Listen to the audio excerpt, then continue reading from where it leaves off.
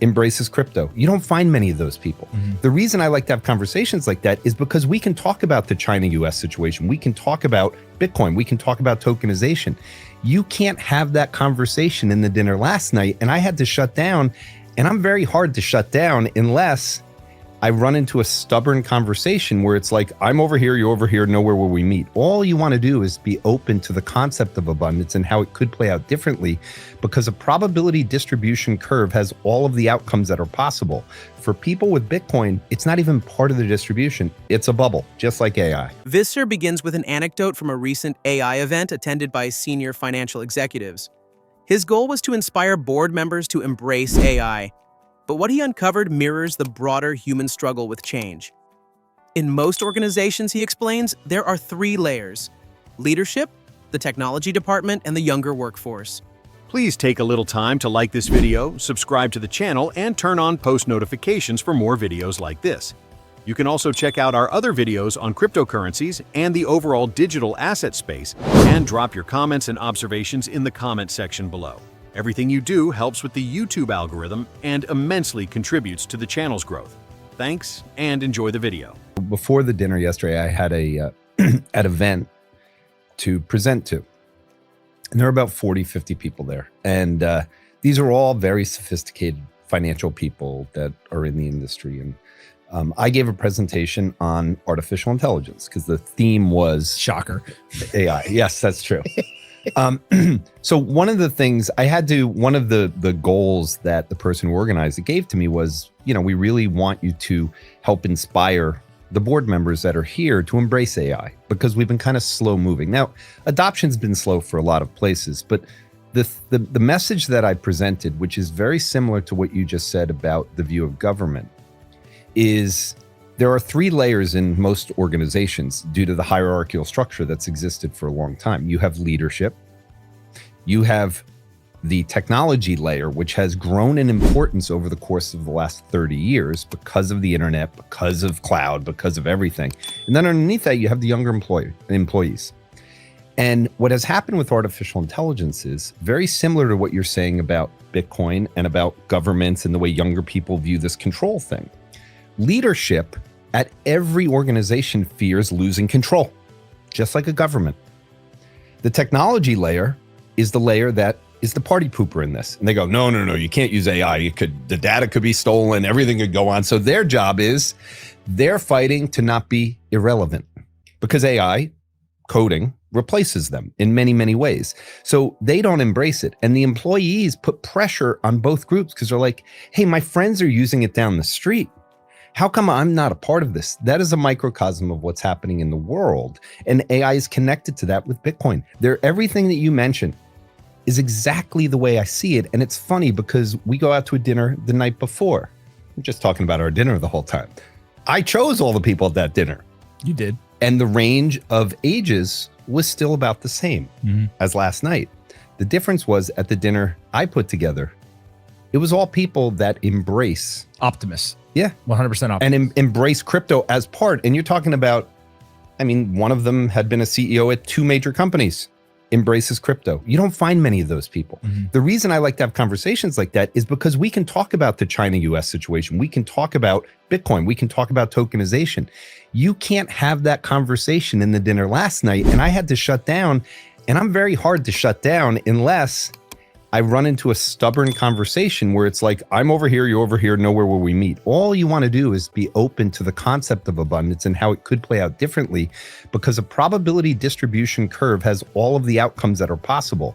For people with Bitcoin, it's not even part of the distribution. It's a bubble, just like AI. Visser sees this as a red flag, noting that retail investors are typically drawn to volatility rather than value. Meanwhile, institutional players cling to gold because it's the only trade that's worked this year, while traditional macro bets, short bonds, short equities, long dollar, have failed. This recent rally, which occurred during from the summertime. So from August to now, gold went up like 1,000 points after a range that traded. For all the Bitcoin people, remember, gold was in a big range, then it broke out and it got lunar very, very quickly. Here's my take on gold. And since we really haven't talked about it. So in 2007, myself and some other people at the fund that I was at, We had a gold dealer that came into the office regularly. Like a physical gold dealer. Physical gold dealer. Because I thought the entire banking system was going to go under. And most of that came from my time at Morgan Stanley, but most of that came from before the printing press. Mm-hmm. Everything changed after I saw what they did with TARP. That changed my entire mindset and believed that at that point, we were entering a different kind of world. But during that time, I bought gold continuously. And what I said last week is, even during the period of 2010 coming out of the crisis to like 2016, gold did nothing. So I said, gold can go long stretches of doing nothing. And the reason it can do nothing is just like Bitcoin, there is no story to it that is a value story. It's just people are buying it. So the debasement trade is not a new trade, but when the banks start talking about it, doing research on it, but most importantly, when retail inflows hit record highs, which is what happened last week, retail's involved because they're attracted to volatility. Mm-hmm. And as long as they can make money in something, they'll get on anything. Mm-hmm. And gold does have a limited amount of kind of supply. And you very seldom in life are you going to see macro people that are all bragging about it and retail people that are all bragging about it, while the macro people are saying that retail's in a bubble.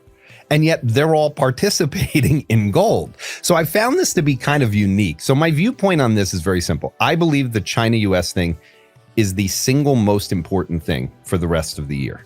The Fed rate cuts are going to happen.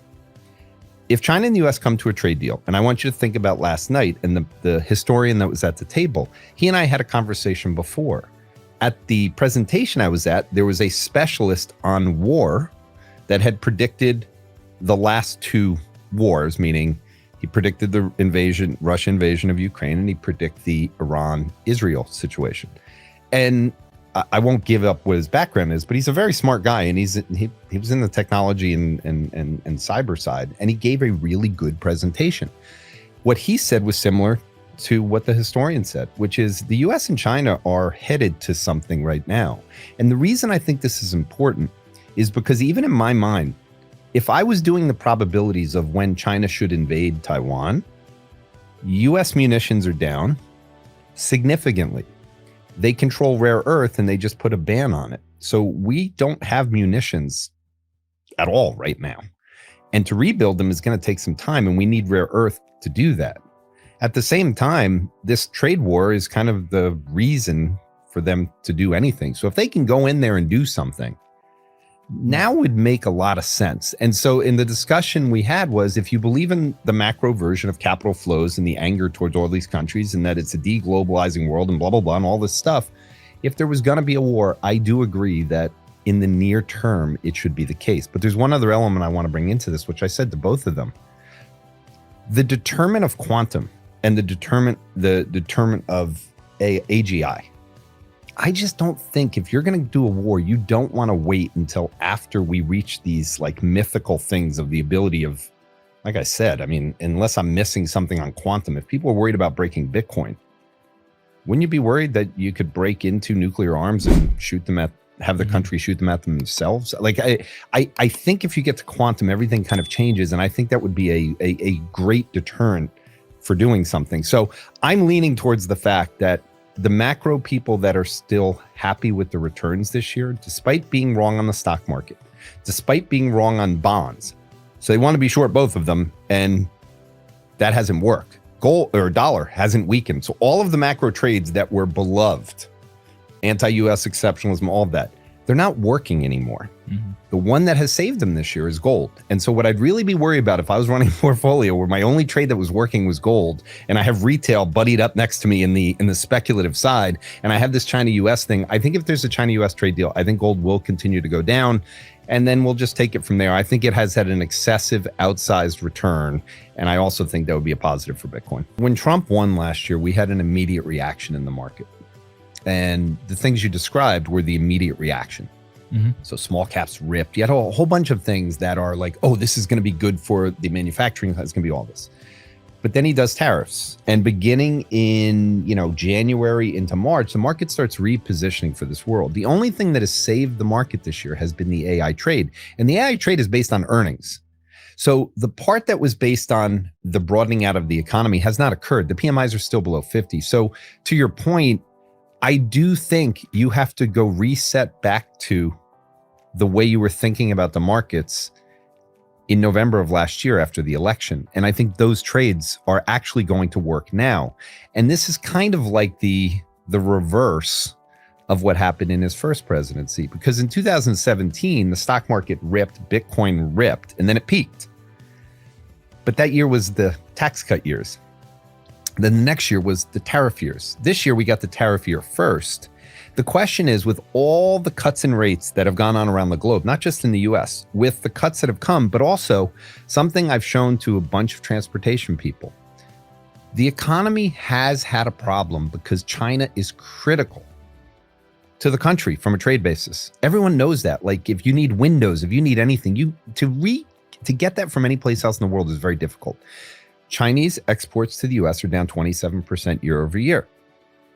If all of a sudden they buy soybeans and they come up in the trade agreement, and I would, if I was going to pick any of those poly market things, and I think a trade deal by November 10th is actually at 70 something percent. Mm-hmm. So by the end of the year, I'm guessing it's got to be much higher than that. But even by November 10th, it's still high. If I was going to pick one of those that I would bet against, it's actually the tariff one.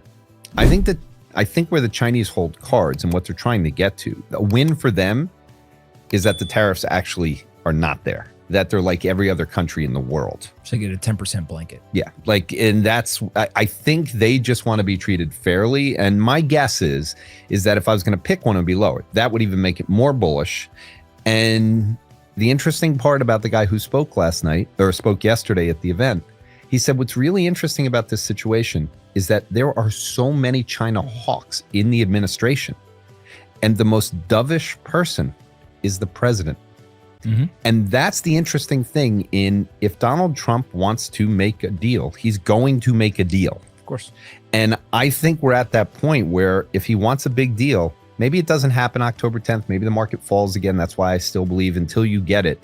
And your question was a good one. I would wait in most cases until after the event. If I was going to do anything before, I'd be buying call options because I do think it's an asymmetric risk to the upside if they do this. If there's a delay, it'll fall again like it did 2 weeks ago.